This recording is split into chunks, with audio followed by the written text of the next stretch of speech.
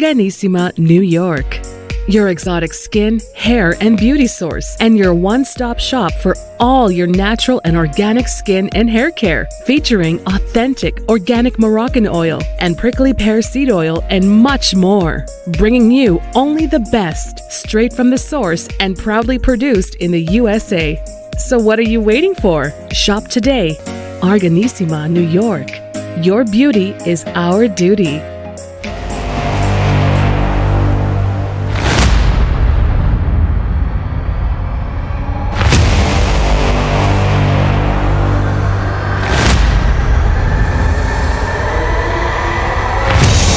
Folks, welcome back to the iHealth channel, iHealth Radio, with your host, Hurricane H. New day. Great show we're going to have today. It's a topic that we hear about all the time, and it's happening, and it will happen, and it continues happening. And unfortunately, it's part of life today. And my guest today is going to talk to us about this topic in maybe a different angle. And we've talked about this in previous shows, but today's angle is going to be a little bit of a business-like concept, right? And we're gonna dive in and break it down to you guys. So without any further ado, I have with me Aaron Shelley, and Aaron is an author. He wrote a book, and we're going to talk about the book shortly. But really, he has an amazing story of his life that turned into a lot of stuff that happened around him, and got him into this discussion today. Well, I mean, obviously, there's just a lot of time in between what happened then and now. So, Aaron, welcome to the show, man. What's up, Hurricane? Appreciate the time. Oh, my pleasure, man. And it is a topic we're going to talk about, and we still haven't talked about told anybody what the topic is. We're going to talk about divorce and relationships in a way, right? And the book that you wrote is The Family Flywheel. I love that. And we're going to talk about where that came from. I mean, that's always important, right? But before we get into that, your story, because I was reading about your stuff, and, from the get-go, from when your youth days, you had a lot of friends, and you just discovered things as you grew up. And so let's talk about that. Let's go back in time for a minute for our audiences, and maybe some of them will probably like, oh, I can relate to this. Yeah. So if you're looking at when I grew up, I grew up it was a kind of a middle class place. There was about 10 boys. We all went to the same church. We all went to the same high schools. I was athletic. I played football, basketball, soccer, kind of recreationally, volleyball as well. And I was on the team with in football, all sorts of these different groups. And then as I started to kind of grow up, all of a sudden, like, my best friend who I went over, his family got divorced. And then another friend of mine, 2 years later, his dad was a family therapist. He got divorced. And I just kind of watched this pattern. And then the scariest thing, though, when I was about 10 years now, I got an email from my mom, and she said, hey, this guy, or just said it was a weird article because it was like, this guy's getting sentenced to life in prison for rape and attempted murder. And I looked at and I'm like, oh, okay, that's great. That's what we want him to be in prison. Then I looked at the name, and it was one of these guys who I grew up with. And I just looked at it like, wait a minute, like, where did we go off? I mean, at that time, I'd finished my engineering degree, MBA. I had 4 kids. I was doing pretty well, had a business, running an Irish dance business with my wife. So I was doing well. And then I'm like, where did our paths diverge? And for me, my background is engineering. So my brain was just like, what happened? I have 4 kids. How can I protect my kids from this same fate?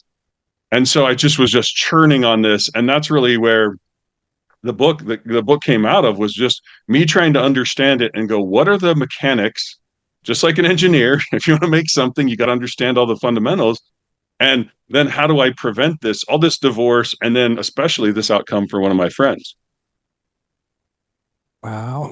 I mean, folks, I told you this is going to take us a journey, but I think all of us have, well, when I say all of us watching and listening right now, I mean, we're probably mature enough or old enough to have at least some level of life behind us with friends, right? And that's the thing. Like, we encounter people throughout our life. Doesn't matter what age we are today.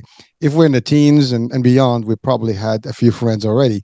And what we don't know is that where those friendships or those people are going to wind up, and including ourselves. I mean, at that, when you're young, you never know where you're going to wind up. I mean, we just keep growing, and everybody has their own ways, and eventually they evolve into something and somewhere.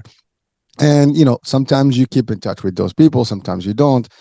Sometimes great things happen to those folks that are surrounded by you, and sometimes bad things happen. And there is always some point where someone goes stray or bad, or and again, for various circumstances, the wrong entourage, the wrong influence can make a difference for someone, and life goes on. Relationships can actually turn also ugly, and in this case, I mean, that was like almost bad. I mean, you can't. I mean, that's the worst you can get. I mean, other than death, I guess. It's just bad outcome. But really, when you think about it, folks, you are living today with a lot of folks, and no one knows where they're going to wind up, and including ourselves. We're talking right now. We hope that we're doing the right thing. We hope we have the right mechanical engineering going on in our lives to make sure that we steer properly. But you know what? We all can make mistakes, and I mean, sometimes life is not really forgiving. One mistake and it's over. Now, I want to talk to you, Aaron, because you, as a friend of those people, I mean, I'm sure that affects you in one way or the other when you hear your friends are in a bad place. And I've had similar experiences where I've had people who had bad outcomes in their lives, um, while they're alive, and some of them, they're not here in this world, right? So it's sad when you hear something, especially when so it's one thing to hear about the news, and like you said, I look at the news, it's just that some guy, but when you know the guy, it's not anymore some guy. It's like, I know this dude, right? And he changes the dynamics for you.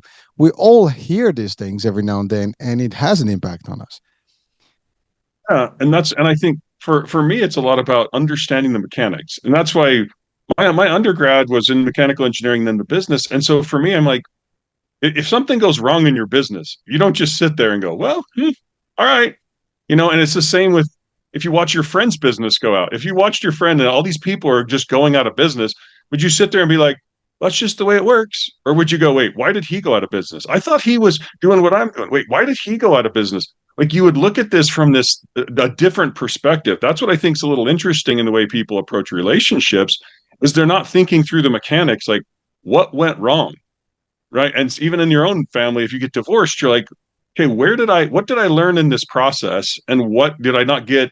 Like, if you hire someone in a company, which most people say the worst mistake you ever make is hiring the wrong person, right? It's the same, like the worst mistake you ever make in your life is marrying the wrong person, right? Because it's like going into business with them, having children, you're linked in so many ways. And then if you get divorced, it's like, wow, you have to pull all these things apart. And so to me, it's like we spend so much time in our businesses trying to filter for people, and we have hiring mechanisms and interviews and all these things. But if you look at it, when I was getting married, it was like my parents, like, kind of felt, were like, all right, go find a spouse. And I was like, how? Like, what are my mechanisms for thinking through? Like, what am I looking for? And so I think a lot of it's just being, how do you be more intentional in these processes?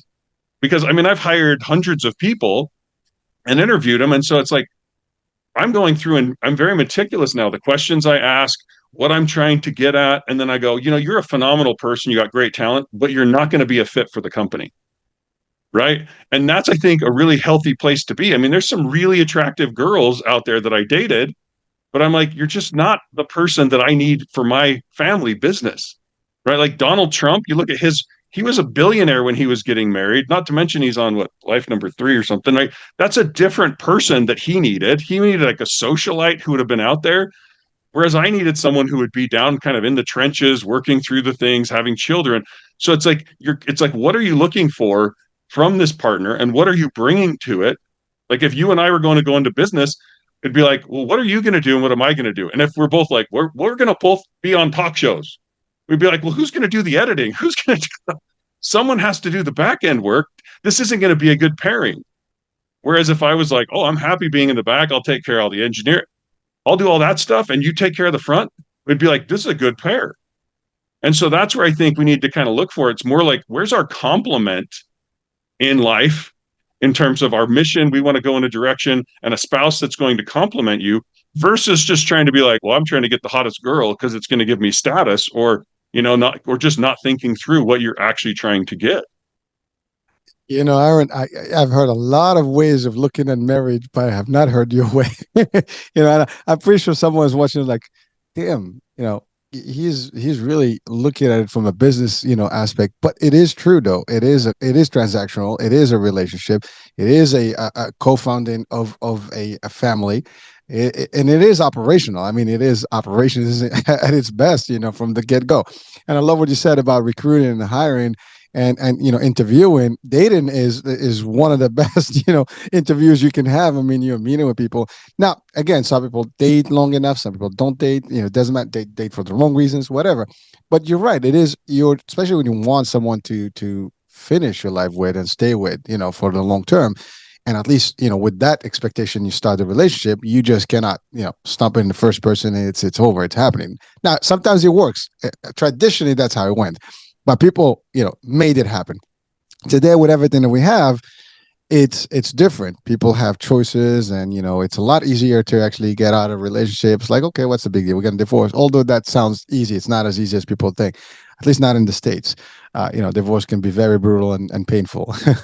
But the fact is, I love the concept or the analogy of a business and the marital status of relationship, because they are one and the same in a way. I mean, by the way, just to add something, you said, you're not, you have to hire the best. When you hire the best, employee, I mean, that's the best decision. Well, I mean, like similarly, the employee has also to hire the right or like have the best, boss or family or company to work for. And that's really what relationship is. So it's both ways, and everybody's interviewing everybody.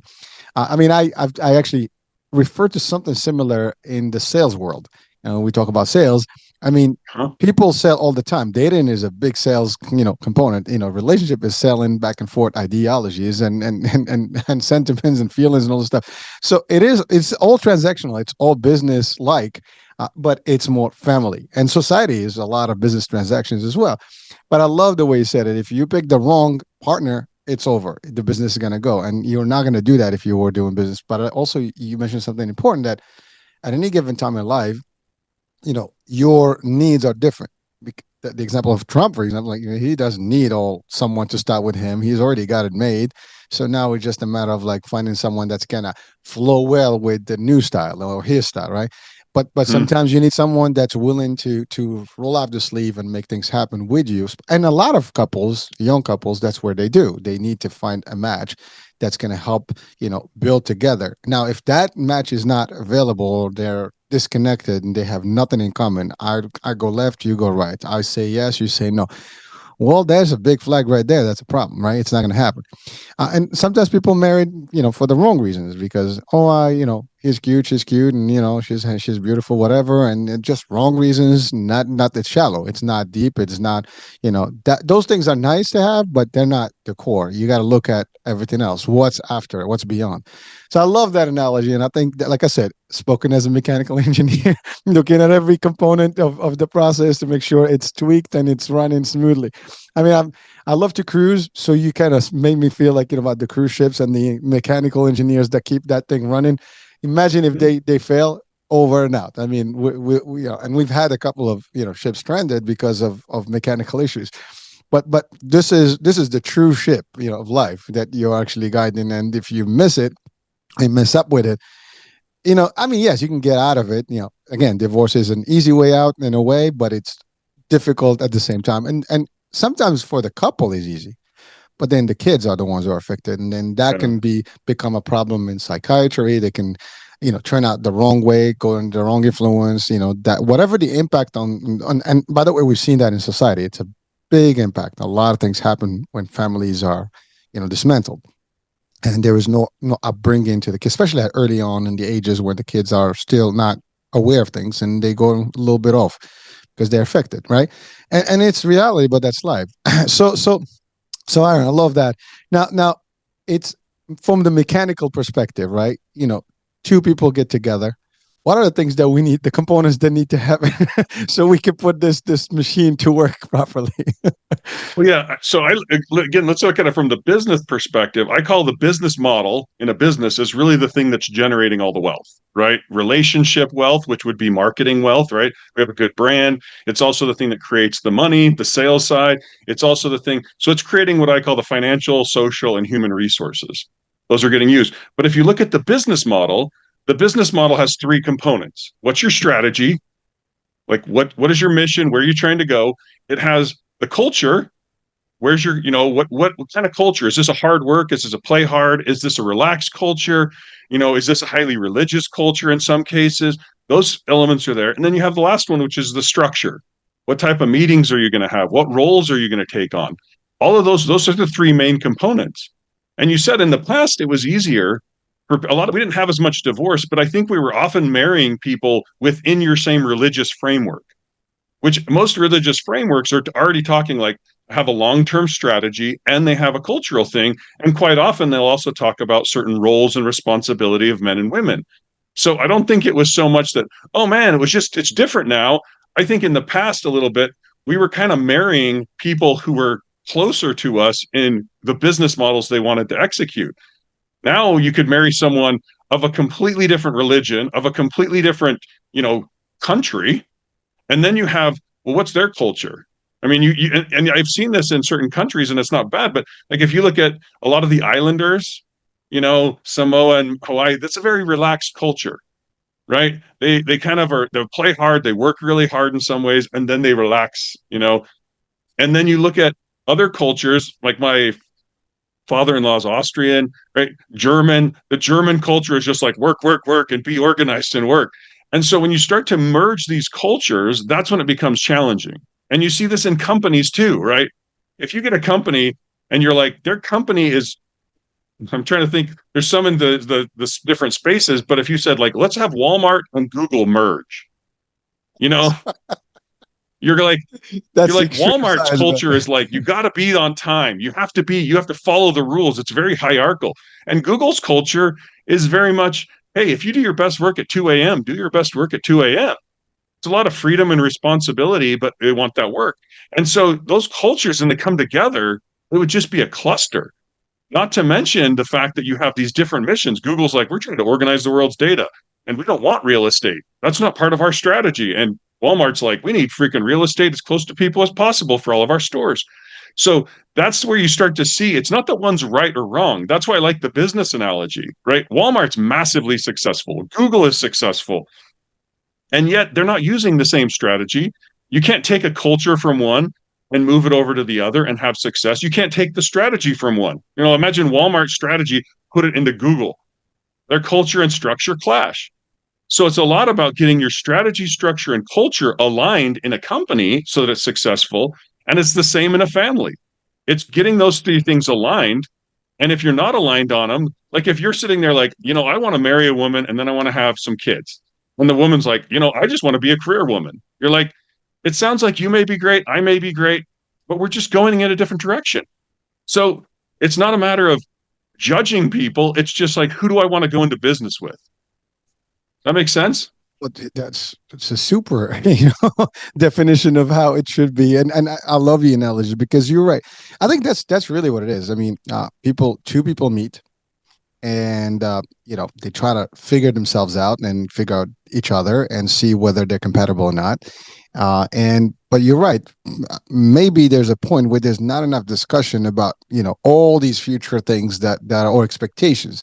It's just let's take it one day at a time, one night at a time, and have some fun, and then to see where it goes. And maybe sadly, you get some couples, for example, they can date for months and months, maybe years, and then they get married, and less than a month or two, they're out, they divorce. Because it's one thing when we have all these jokes and you see them on social media when they show you like dating days or like your first year of marriage, or like before marriage.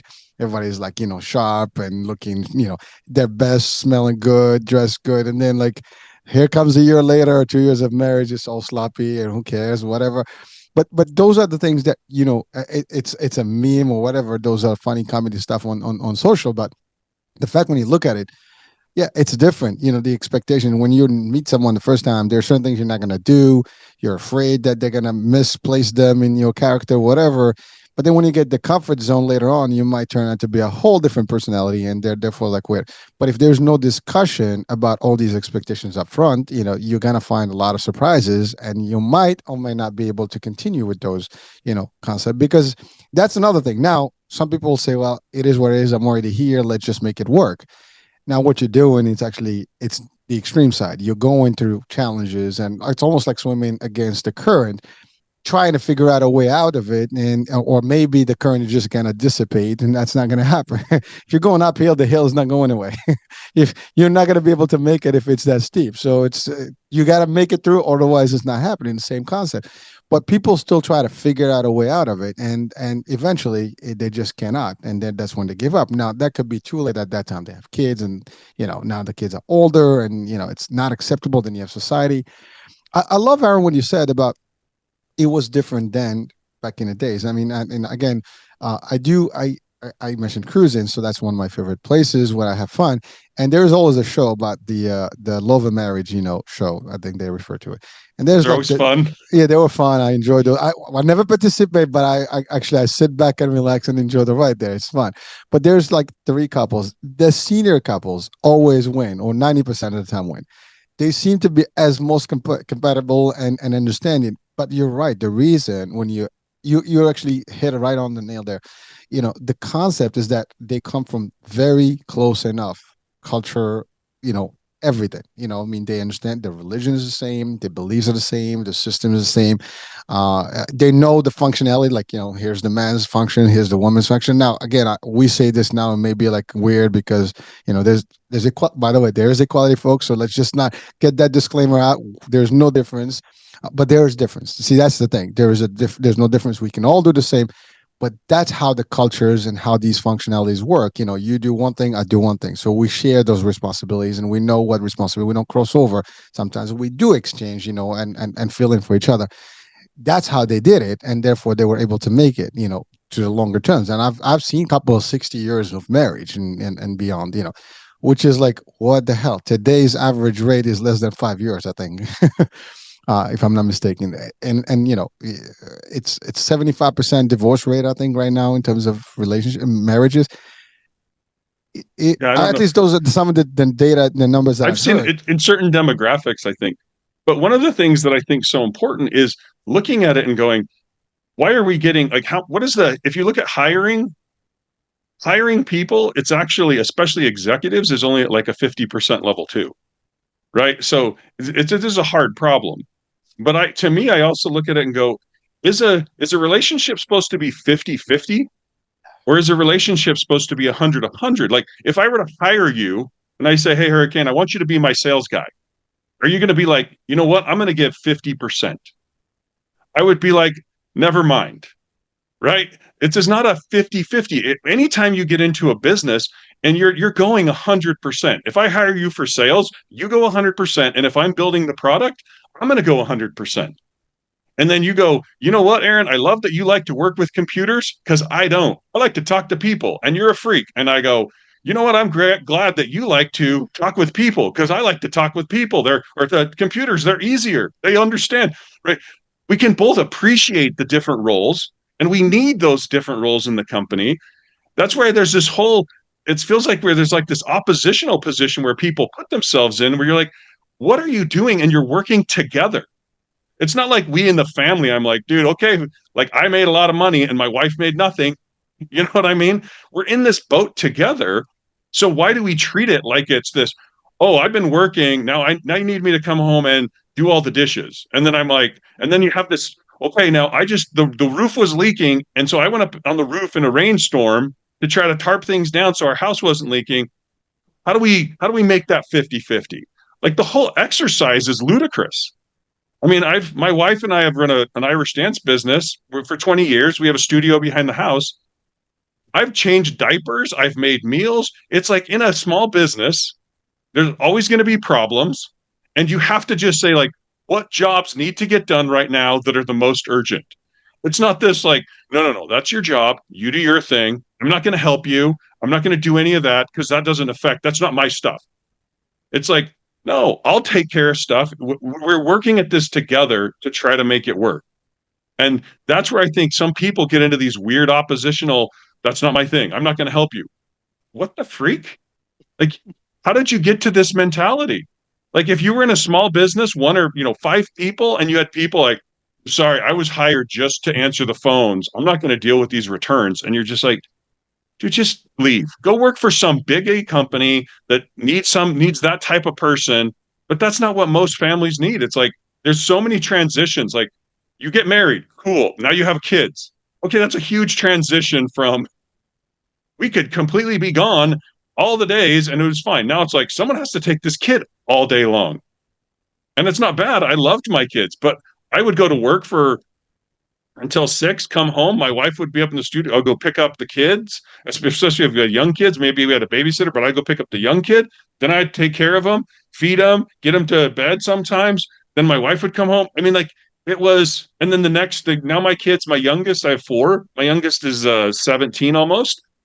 I don't have to do any of that. Like things change and, give it a year. I'm going to be an empty nester. That's a dynamic change because the investment in your children is not the same. So this is the thing, like, just like there's no business that's just like, oh, we started the business and it was great. No, if it grows too fast, it's hard. If it doesn't grow fast enough, it's hard. If it stays stagnant, it's hard. Right. And it's the same way in marriage. And so I think we need to approach it from it's not a matter of what challenges or if we're going to have challenges, it's a matter of which ones. Aaron, there's a lot of stuff there. I mean, first of all, I'm just as a joke, in sales, we do 120%. That's how sales guys always think. Yeah, you 100% is not enough. You get fired for that. But I love what you said. This is not a, because we use the word 50-50 as I do my half, you do your half. But you're right. It's 100%, 100%. I mean, we all are either all in or nothing. I mean, it's all or nothing, right? And you're right. You gotta complement each other. If someone is not able to do something, the other one jumps in and feeds in and so on. So it's not like, well, that's your function, that's my function. And then we're playing this tag, war business going on between the two. Like, who's got the cojones, who's got this, who's got the other, who's going to make it. Or, that's not my thing. That's you take care of this. That's not my problem. If that's already the conventional, and you don't get that to your point in business, if that happens, the business is destroyed. If you have partners in the business that do that, the business is gone. And you've seen business go down because people are not seen to eye and they separate, right? And by the way, business is about a team. It's everybody's doing the component. I mean, again, mechanical engineer, everybody's got to do their components, otherwise things don't work, right? Every component works, in a certain way, and it has to work 100% in order for if one piece, if your fuse or something doesn't work, it's over. Everything is working 100% each, but one of them is not. It's failing. That system doesn't work, and that's exactly it. So I love what you said about you're running a business, family business. Yeah, it is an Irish dance, so maybe people will think automatically, well, that's women and whatever, that's probably the first thing that comes to mind. But it's not actually there's men and women that do that dance, and that's one too. If you got to step in and do business, you're going to do stuff, because if you don't support each other, what's the point? I mean, when you exchange those vows, it's just, till death do us part and all the stuff. I mean, in good and the bad, I think everybody likes the good part, but not the bad. When you commit to those things, the bad is going to happen. You have to expect that there's going to be bad moments where you need to step up your game and be fully engaged and not say, well, when it gets tough, that's when you actually get in. And that's when you show your true colors. And most people don't have that. Well, not say most people, but a lot of people today don't have the energy, or the expectation that when it gets there, they're going to have to step in. It's like, I don't care.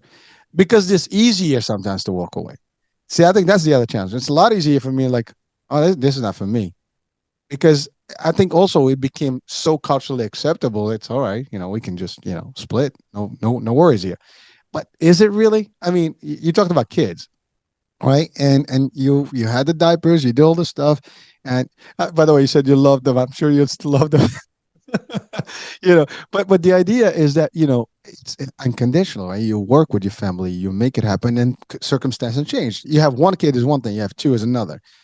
I'll give you an example. Like, my kids are in high school, and we were trying to make different moves, but because our kids are in certain programs, we're not going to make the moves until they finish. So we're obligated to do this. Now we could say, like, well, I don't care, I just want to get out of this thing, and then my wife can say, well, no, I want to do this. And then there you go. So if I don't, submit back, and consider, like, I can't have the opinion just of me. I got to think about the big picture. And that's the thing. You got to chip in when it's needed. And you have to, again, be part of the team and not just say, you know what, I'm not going to do this. I'm tired. You already committed to this thing, right? Now, there are logics that people say, well, yes, if it gets extreme, and here we're talking about, like, domestic violence and gets physical, that's a whole different world. Therefore, I mean, then it's very easy. It's you can't stay with someone that is going to be not healthy in a relationship. That's a whole, and we can expand on that as well. Again, that's like being in a bad business culture, and the environment sucks and it's toxic and you can't handle it. I mean, there's better opportunities out there. Same concept here. But if you did it right in the first place, this would not be a problem. If the people that, you select in your business partnership or co-founding, partners of yours, then that's going to be a different story. So I love it. This concept about 100%, not 50%. It's really, you're all in or you're not. So Aaron, here's a challenge. In a business, we can have a meeting of the minds up front and decide these are the bylaws. Now we're talking, marital stuff. Can people even go in that discussion? I mean, I think they could. It should be a part of the deal, but is it happening?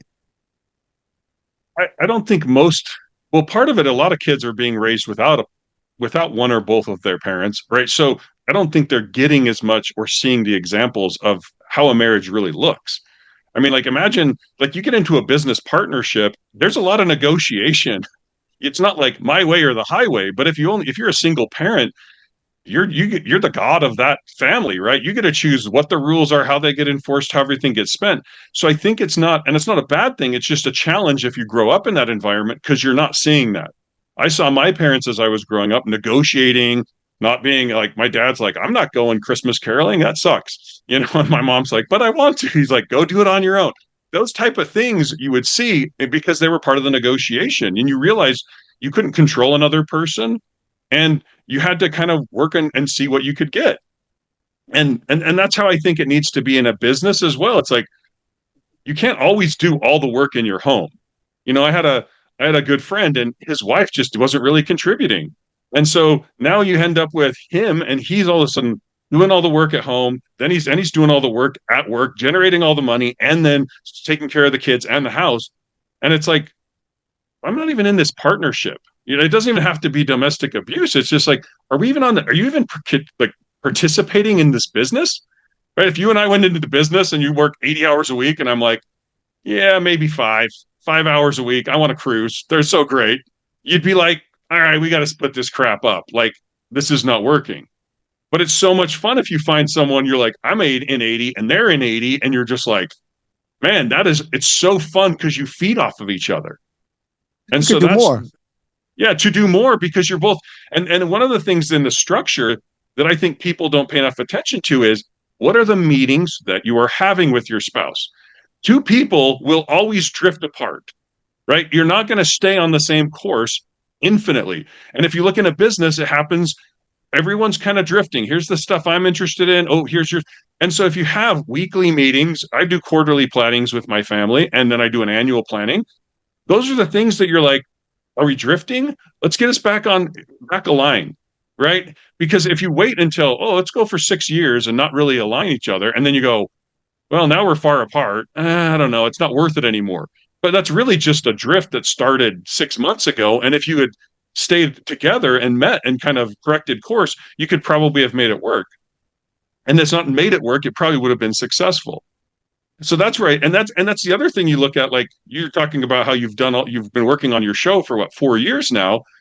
That's like a family. Like, you don't start your family and then you're like, and it's great. You don't start your business and you're like, oh, by the way, first year, 10 million in sales, 30, like, it just doesn't happen.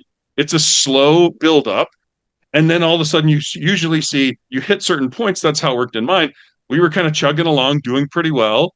I mean, I got audited by the IRS at one point, which was not fun. I lost some good chunks, but in our marriage and in our family, kind of chugging along. But then financially, we had this great win with one of the companies I was with that it's like, okay, you kind of get these asymptotes where they suddenly shoot up and you have great returns.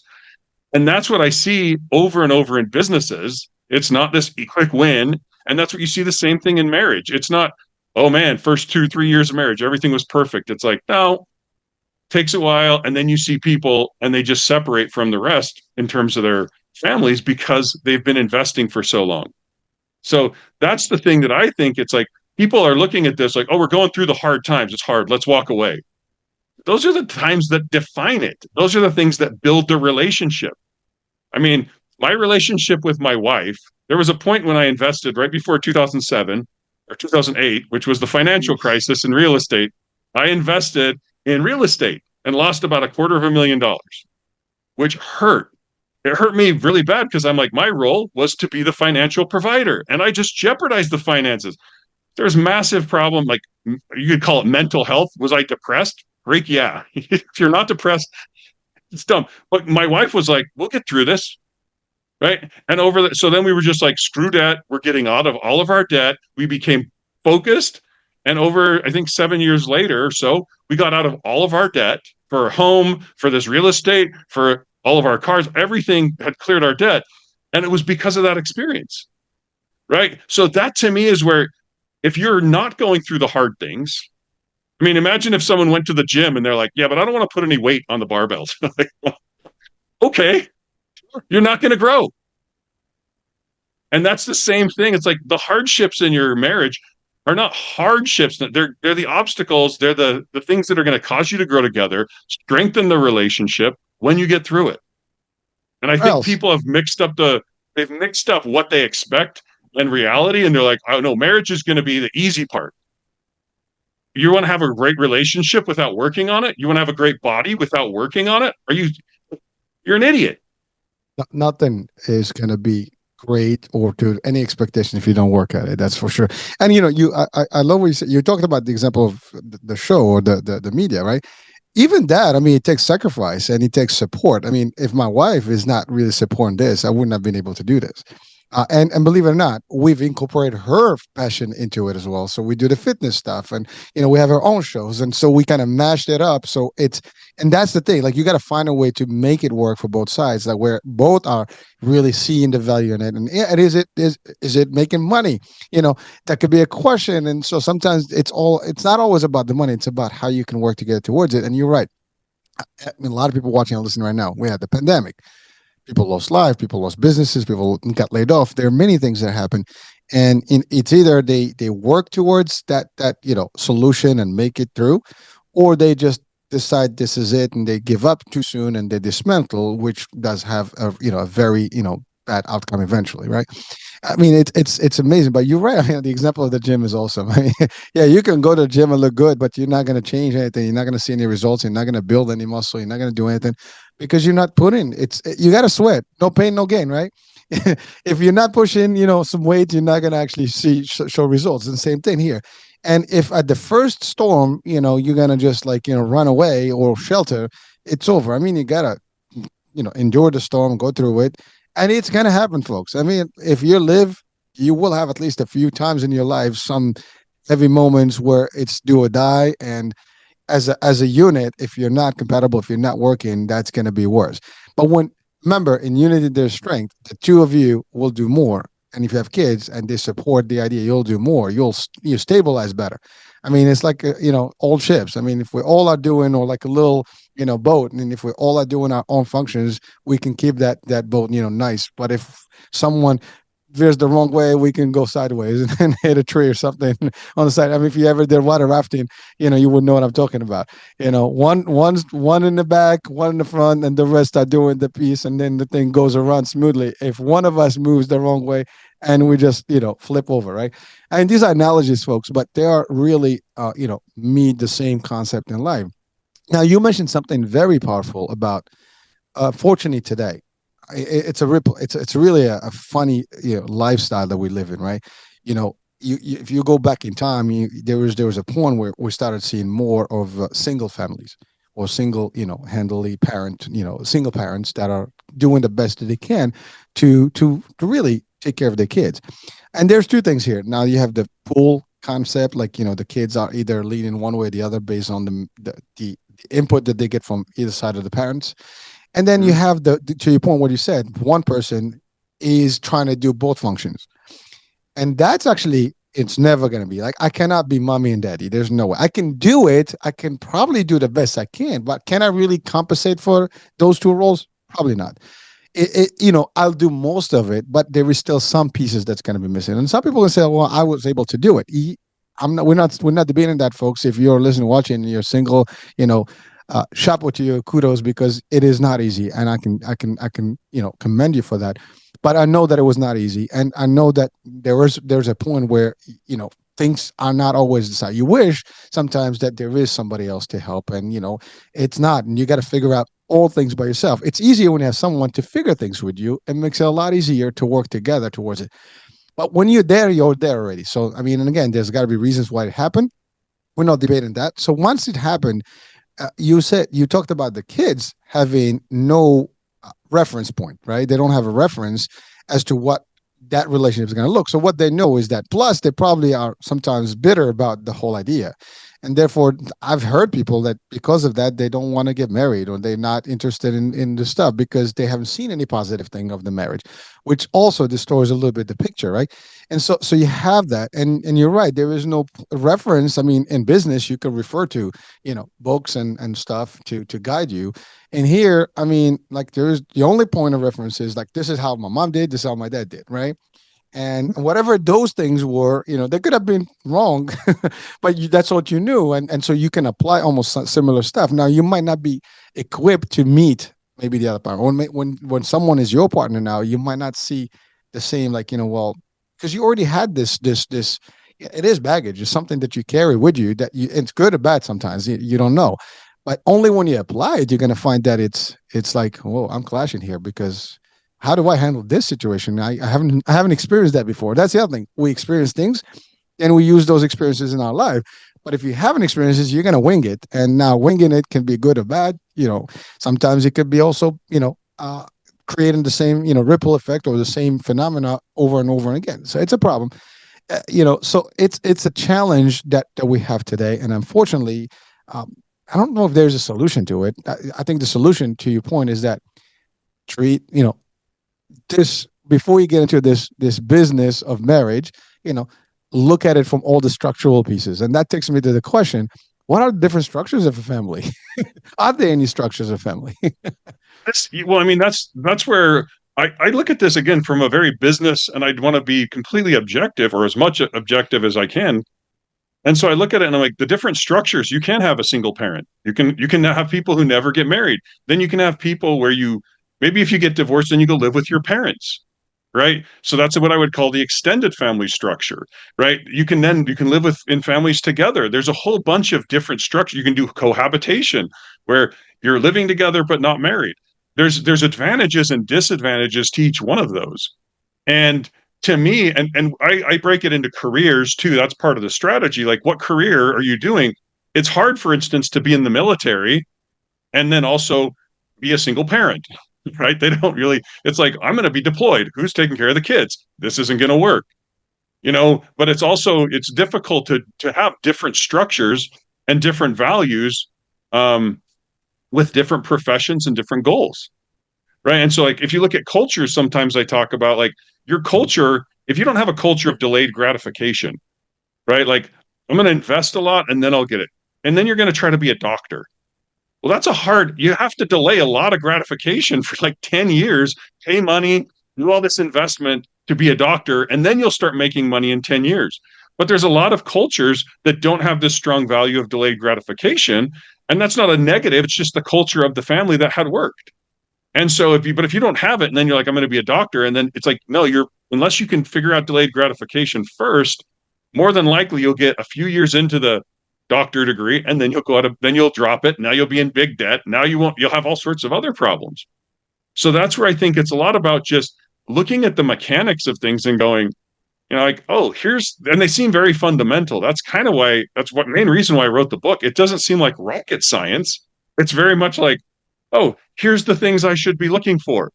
Does our culture match? What are my values? I don't know. Let's think. What are their values? Oh, that doesn't match. It's really easy if you know what to look for, how to filter, right? But if you don't know what you're looking for, like going onto Google and you're just like, good wife, boom, and it's like, cool, there it is. 10,000 or 100 million pages, whatever the result. It did nothing because you don't know how to filter. But if you were like, I'm looking for like Tinder and all these things, if you don't know what to filter by, then it doesn't help. Then you're just going to make bad decisions. So that's where I think it's a lot about understanding those mechanics and how they work together. So you're like, well, I want to be a doctor. That means I can't get a wife who wants to spend a ton of money now because I'm not going to have it now. It's going to be a later thing. And maybe she'll need to work while I get my degree. Right? It's like, how do we balance these things out? And there's a lot of transitions. One of the funnest examples is actually if you look at Mary Gates, Bill Gates' mom. She married a lawyer, and then she was a school teacher. She had 3 kids. Then she drops out of the workforce when they're young. Then she starts to, when they get older, she starts to do service in her community. That's what I'd call investing in social relationships, right? Social asset resources. She happens to be on the board of United Way, which also happens to have the CEO of IBM on it, which is that connection for Bill Gates. That was the primary connection for Microsoft. So that may have been worth $50 to $100 billion for Bill Gates. So you look at this and you're like, the dad was doing the lawyer stuff, but the mom was doing this service stuff that was building the connections for the family. Then the family exploited those through Bill Gates and IBM. And now the family is massively more wealthy. But it wasn't because if she had been like, oh, my kids are out, I'm going to go work as a school teacher again. Cool. $30,000 or whatever it was at the time per year. Instead, it was billions. So that's where you see the advantages of diverse investing in the family instead of just being like, well, we got to do this one thing. And I got to focus on money. And that's where I think we've ended up in this weird spot where families are no longer investing in they're not investing in the social resources of the family. They're investing just in the financial, right? Oh, I got to go work for money. You go work for money. The family has lots of money, but now you have no connections. And it would be the same in a business if I said, hey, why don't you guys go work on the sales team and let's just ignore marketing. And you're like, oh, so we have no brand. We have no one who's doing outreach. All of our leads are cold. This is crap. Right? So that's where I think we've completely ignored our social resources in our families. And that's why so many families are like, I feel disconnected. I feel like we don't have a community. Well, no crap, because no one's investing in it.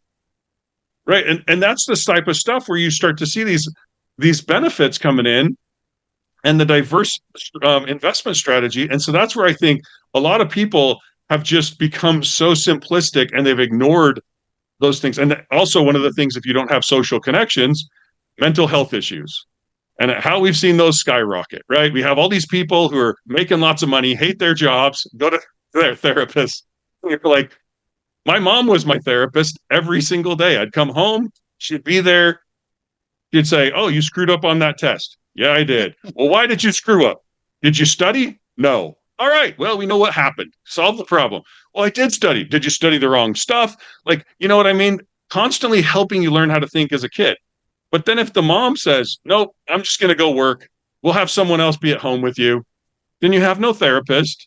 Then you have all these kids who have all sorts of issues. You have the parents who are not having relationships, not have connections with their own children. And you go, this isn't difficult. You're just not investing in the relationships. And you touch on a lot of things, and again, talking about planning the business here and the relationship, and understanding the strengths of each one of the parties and the relationship, and leveraging those correctly. That's really what it is. I mean, I can give you an example. Like my wife and I, when we had our first child, we decided that he's not going to work and take care of the kids at that age, and I'll take care of the rest. And that was the plan until the kids were at age where they went to full-time school, and then she went back and resumed work. And so these are decisions that you have to play. Now, I could have said, well, you could have said, no, I'm going to work. I don't want to stay home and let's just get a nanny or somebody to take care of the kids. But you're right. That could have been an option. But we believe that, no one's going to give the attention to the kids the way the mom's going to give. And it could have been the other way around. That just happened to be the one who had, a different pattern, in terms of the career, and so the money was there, and this was the perfect plan. And just an example, it could have been the opposite, and truly, and they are the other way around. So it's not a big difficult. And I talked about, like we mentioned briefly about the single parents, there is a time, you and I had the discussion. This is, I've been married twice, and, I had the divorce, years back. And, my ex-wife and I, we were super friends, even though because we understood that there was some, I guess we agreed that there's a point where this is not going to work at that time, and it was an amicable, relationship, and we kept it as is because we had a son. Our son is grown now, but we kept as a family, believe it or not. He was there, he was here, she was here, I was there. She remarried, I remarried, and we were friends as a family, and we kept it that way. So most people would tell her, like, your ex-husband's wife, you stay with them. Yeah, they looked at her weird, and they looked at us weird, like, how do you do that? Well, we did it because we wanted to make sure that our son, had that ability. But in a way, she was a single mom for a minute, and I was a single dad for a minute, and it was not easy to manage, but that's how we managed. We were able to fix the problem by solving it as a unit without, the title or status. Now, not everybody can do this. Not everybody winds up in an easy divorce, as they call it. I mean, a lot of people actually dread divorce because it's a painful. Some people don't even go to marriage because they know that, that's funny, right? They don't want to get married because they're afraid of the divorce. I mean, if you're going with the concept that you're afraid of divorce, then don't get married in the first place. You're not going into it. Some people say, well, I'm just planning for the worst case scenario.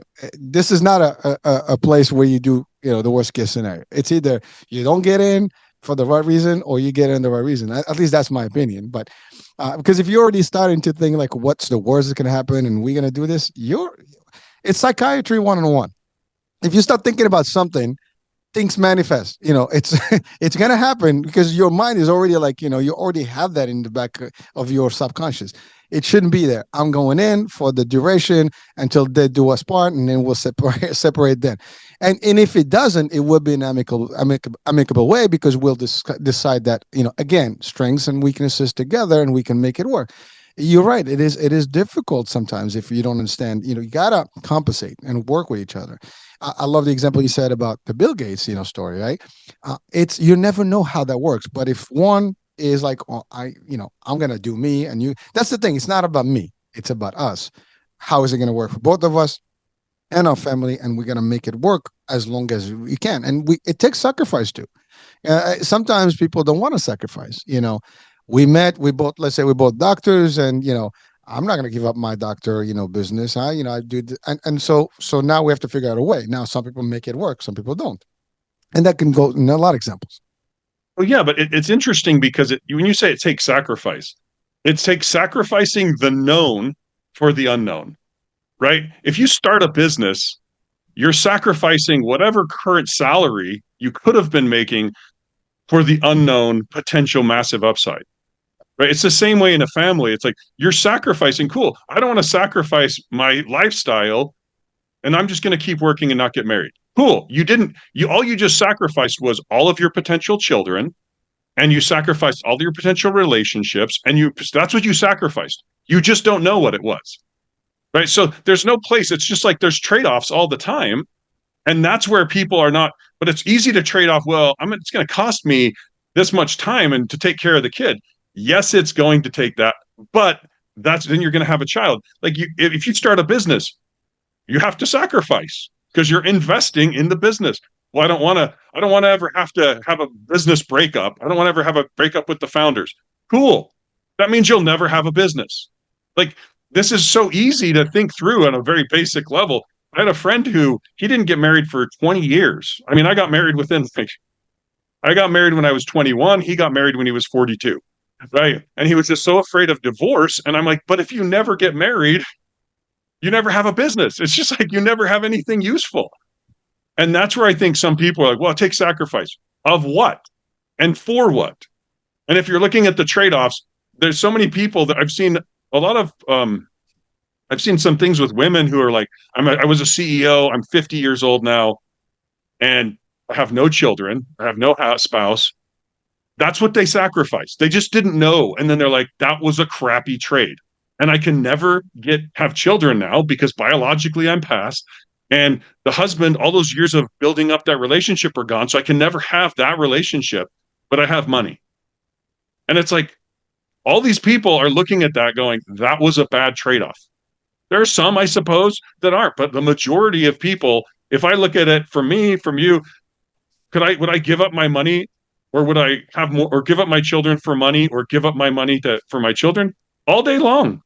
What's the point of money Oh, I have millions of dollars. To do what? I'm going to go travel. Okay, for how long?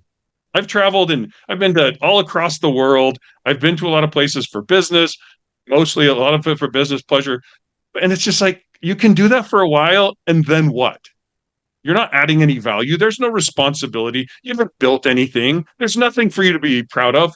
Do you look at someone, you're like, oh, they've been all over the world? Or you're like, man, that is such an accomplishment? Or do you go like, how did you fund it? That's the more interesting thing. And so I think a lot of times we get caught in this, it's a sacrifice. Yeah. And all you're doing is sacrificing all the stuff you haven't thought about to the stuff you know about. And it's really easy and it's really comfortable, but it's not useful.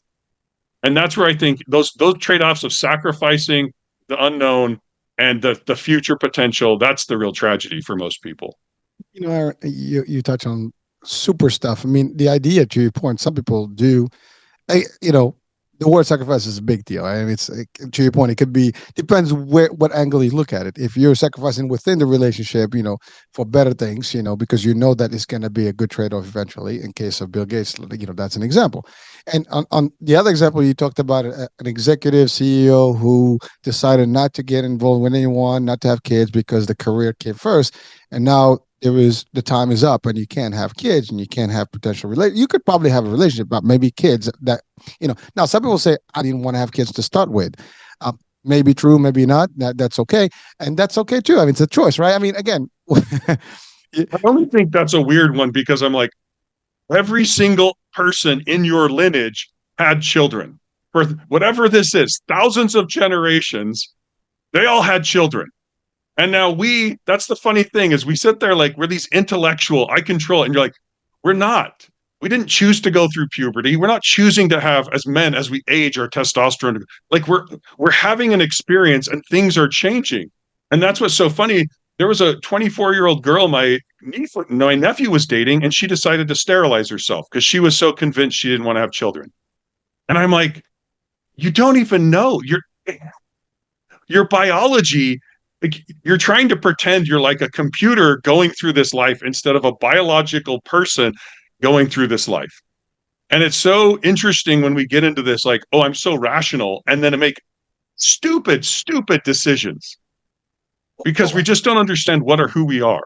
Aaron, again, someone's listening and I was like, well, that's your opinion, people, which is true. It is our opinion, but you're right. Maybe if you're out there and you think that's the way to go, listen, the only way is going to be time. When time is going to pass by and you're going to you're going to have those moments by yourself like, sheesh, I could have done this, but I didn't because I made a decision. Now just mind everyone listening right now, this is fact. Your front lobe evolves around the age of 25, and that's when you start potentially making some rational decisions, and your identity is somewhere around 35.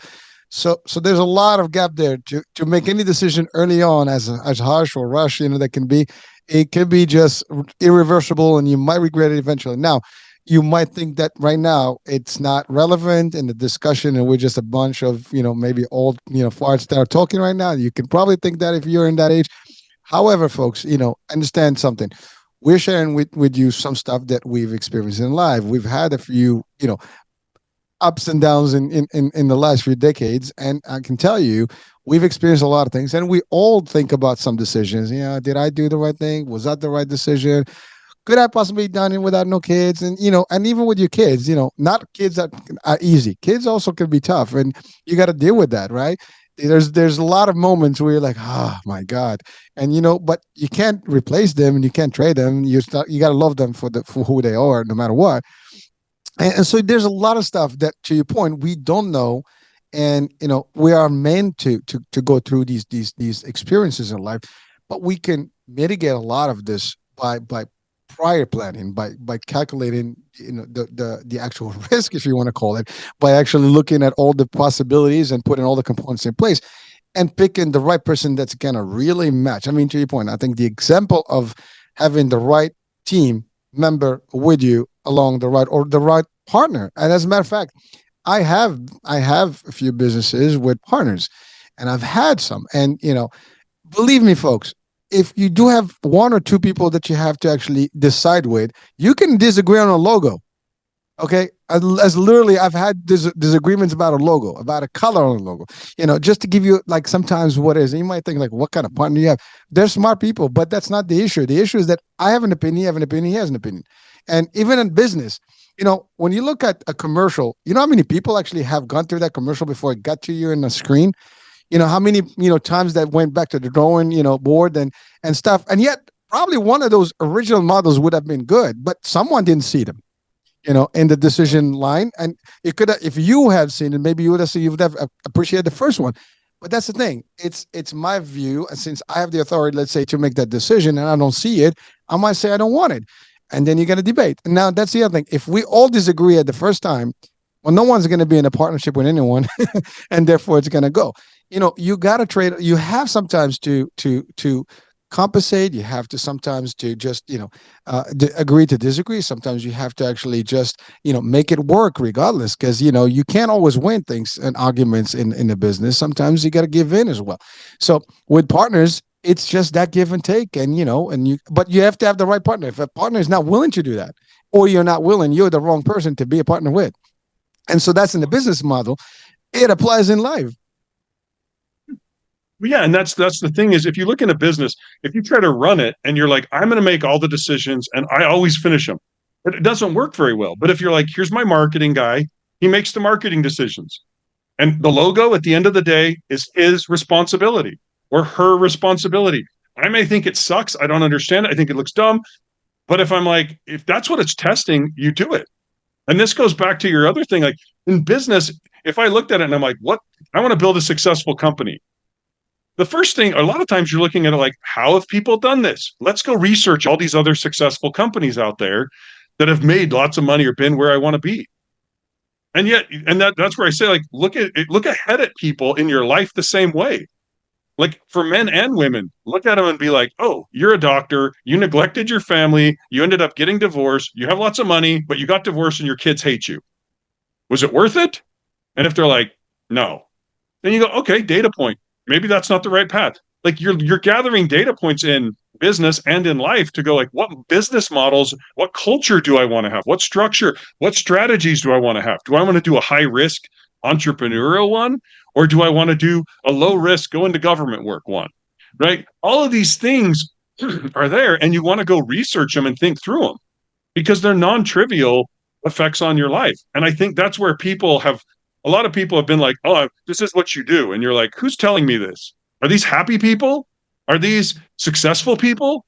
Because there's a lot of stupid people with opinions, right? And I mean, even look in your family. My family has not been a democracy. My kids are dumb. Kids are always dumb. They don't know what's good for them. If you let the kids govern, they'll be like, okay, let's a democracy. Dad made X amount of dollars. Let's split it up evenly for all the kids. Cool. Now we're screwed as a family. So we don't govern our families that way because kids are stupid.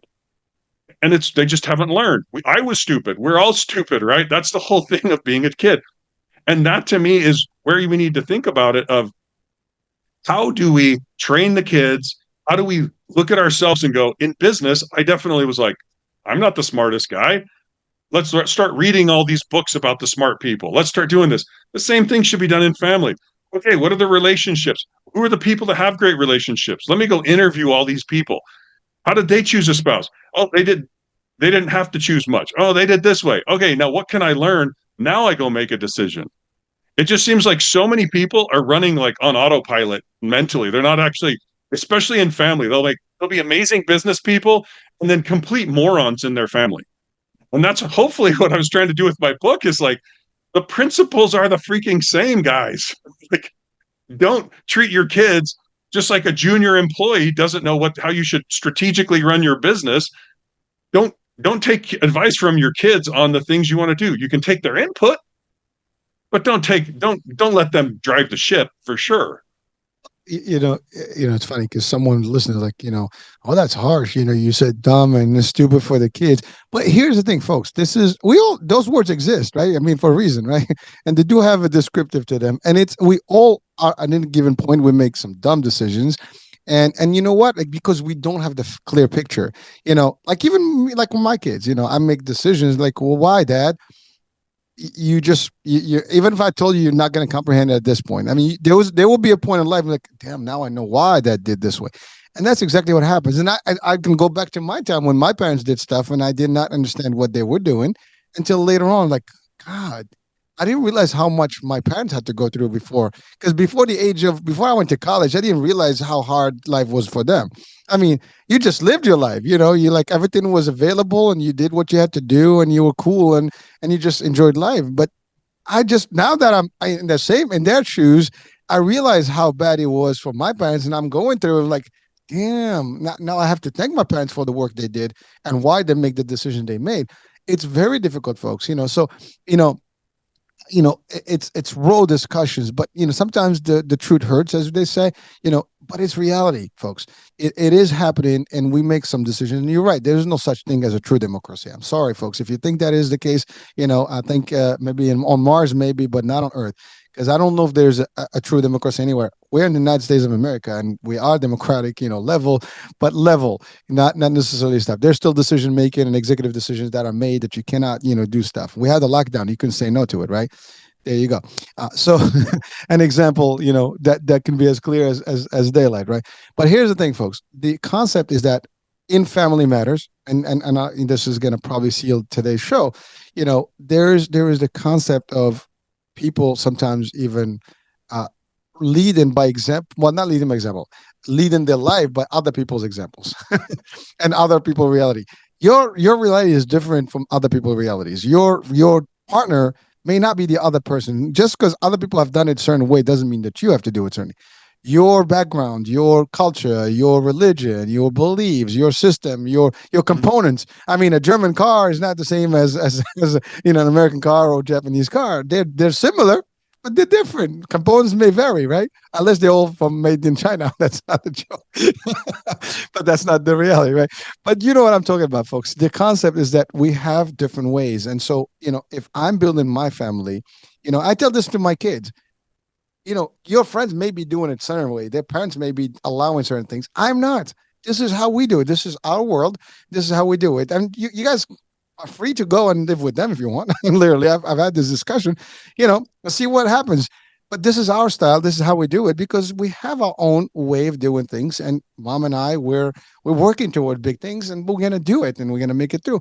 Sometimes kids don't understand because they are coming with other opinions, and that's okay.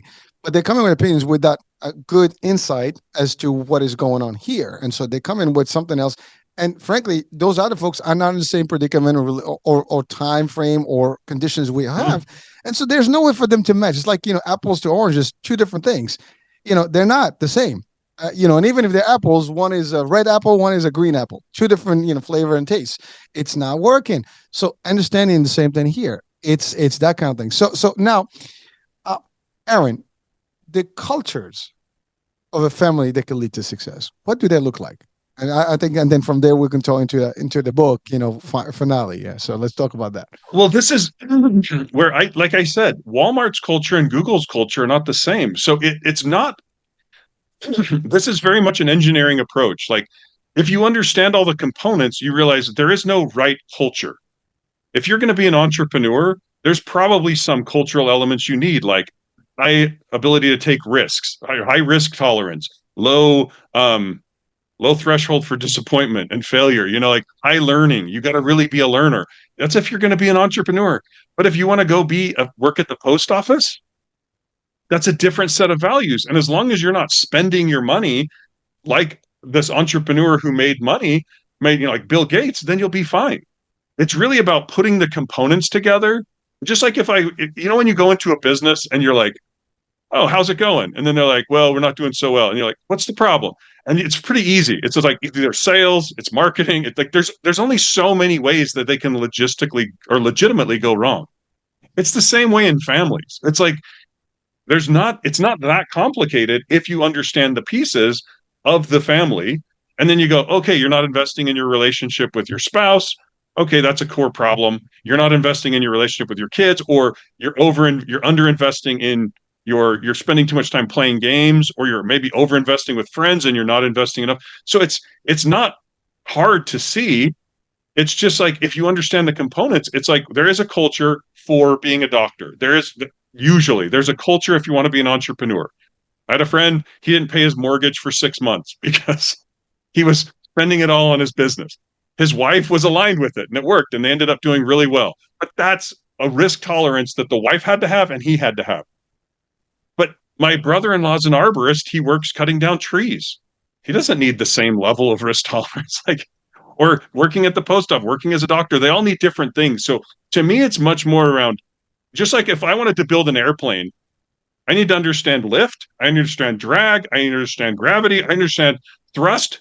But once I do that, I can either build a Boeing like 777, which is an amazing, takes people to for long hauls, or I can make a fighter jet, or I can make a little Cessna. All of those things, once I understand the principles, I can understand and build. But if I don't understand the principles, they're all going to fail.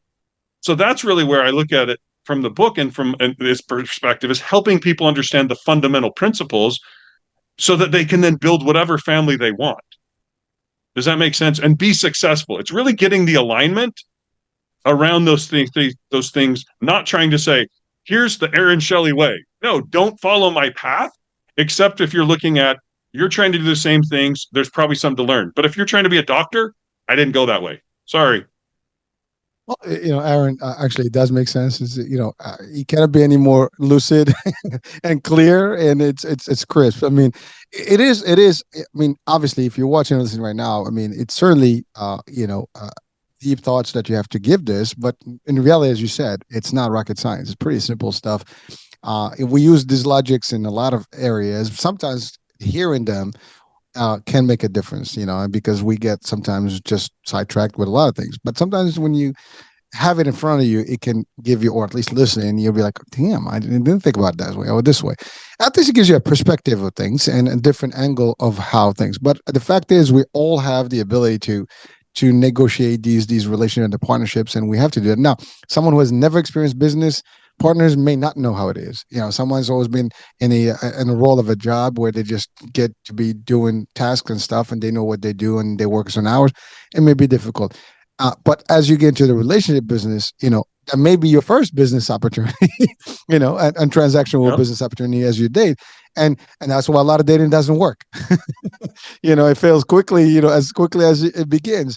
Because like, oh, this is not, I mean, we hear jokes all the time. People go to first dinner, it's like, oh my God. And sometimes they show on those movies and stuff, like, like 10 days later, it's like, oh, and the person's just looking like, weird in front of them. But it happens.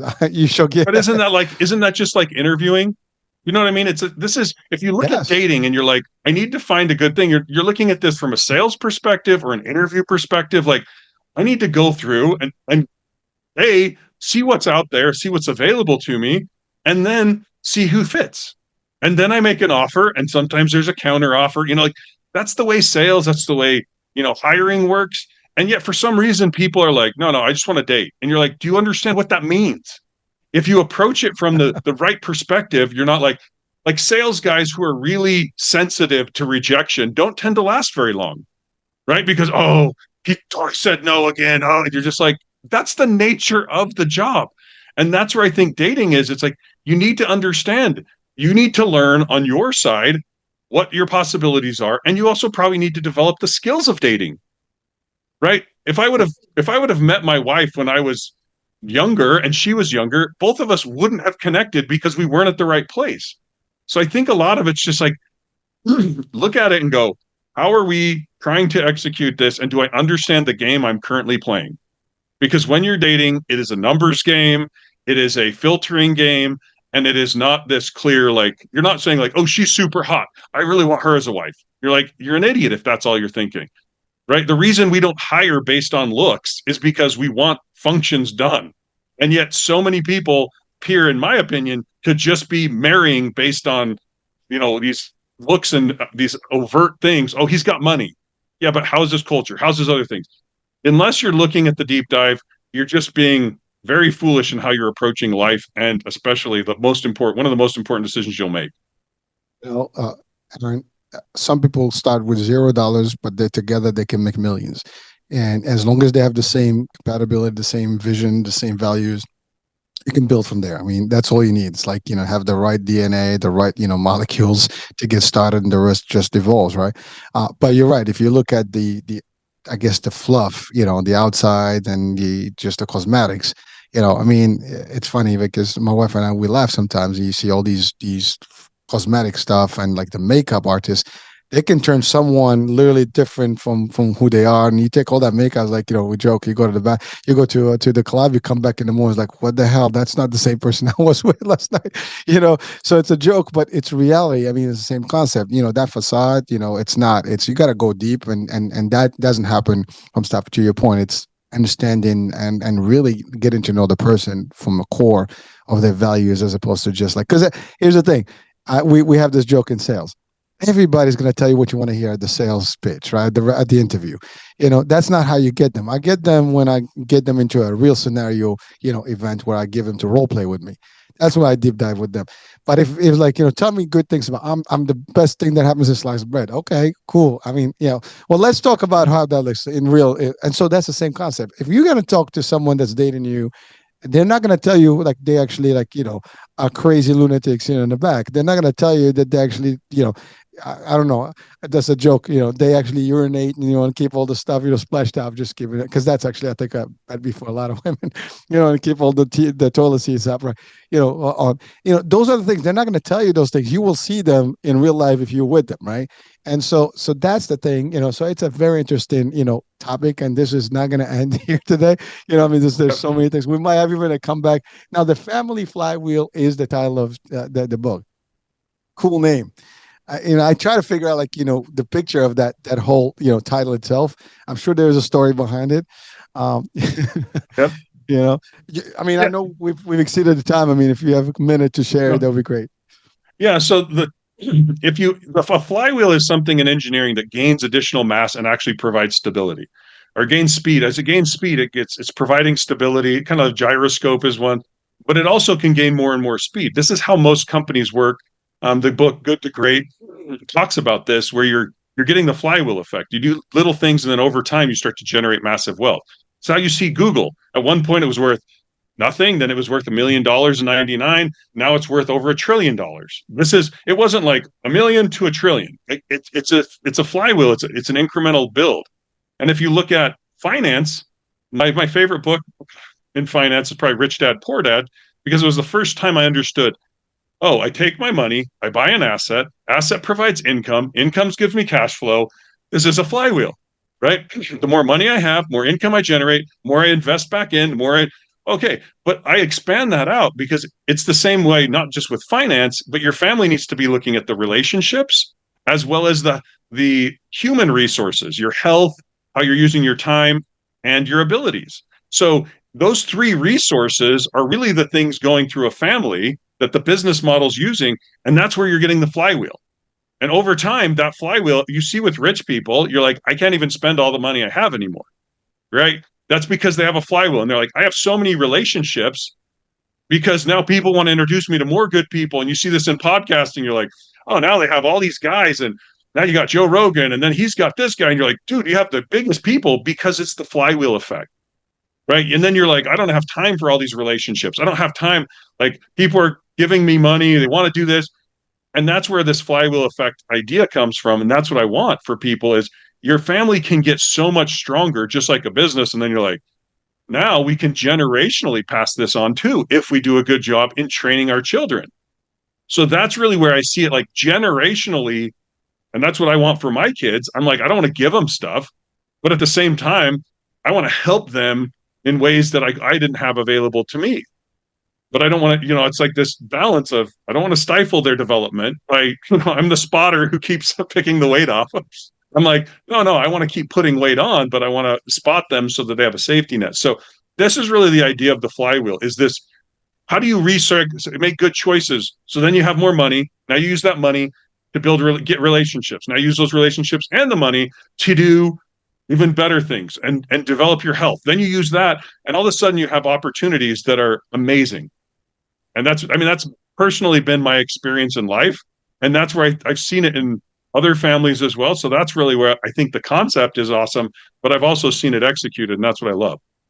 Well, listen, I mean, it makes sense. Actually, it's a great concept in terms of life, family, and in business too. I mean, it's really it works because that's how you start. One thing leads to the other, and you build, and you have to have the components, and you keep building, and so on and so forth. And the family is the same thing. It's not start small, and you build and build before you know it. If you do it right, it's just gonna get better and better. Um, well, listen, the Family Flywheel is available on Amazon and other, I guess, bookstores and online. And so we'll have the link to it on the description of the show so people can actually get it. And we'll also have a promotion on our social media about it because I think it's definitely a book that's worth reading and sharing. I think, listen, I had a great time, Aaron. I mean, I know we went a little over the hour, but it was just an intriguing, discussion, and it's a lot of stuff. And I hope that we didn't offend people, but also we were as clear as possible on some things. And folks, listen, if you don't agree with us, that's okay too, or you don't agree with Aaron's, vision here, it's cool. But guess what? He is giving it, as is, and these are things that work. I mean, these are, pre tested formulas that are in real business and in real life, and they can make a difference in whether you make it or not, and how well you can run your life for the longest time, for the longest run. That's the other thing. I mean, you want to live a life for the longest run with your partners, and for the family's sake, and so on and so forth. And you eventually you want to live to a point. I mean, I love when I see an older couple still doing the things on trips and having holding hands. I'm sure they've had their bad times and bad days, but they still took it out, and made it, all through. And we've seen these pictures of people dying together, literally at old age. And it's a beautiful thing. I mean, at least for me, I believe so. I mean, some people say like, who cares, right? But that's okay. That's your opinion too. I mean, we respect that, And so, Aaron, any last words of wisdom to our audiences today? To me, I think it's a lot about looking at your family holistically and trying to make sure if you understand it, and then you can make sure you're balancing things according to how you want your life to be. Like one of the titles I played with was intentional families. It's like this is all about understanding so you can build whatever type of family you want, but just making sure it's going to be successful. Just like in business, there's like I want people to be successful so that they make money, so they contribute to society. It's the same with families. If you don't want to get married, great. If you want to get married, great. If you want to have kids, don't want to, whatever. It's really just here's how the different pieces they play together so that you can build the family you want. All right, that's it. We're gonna live with that. Aaron, I took a lot of your time, and but I enjoyed this. Hopefully, come back later on. Another time we can talk some more because this will be an interesting, sequel, I guess, to the discussion. Folks, I hope you had a great time and enjoyed stuff. But really, it's as real as it gets. This is live, and sometimes we need to hear these things to help us maybe get our bearings correctly. Again, the flywheel and, and all the gyroscope and all the stuff works. I mean, these are things used, so let's apply them as well if we can. That being said, American Age. We'll be talking soon. New day, new show, new topic, and new guest. Bye for now.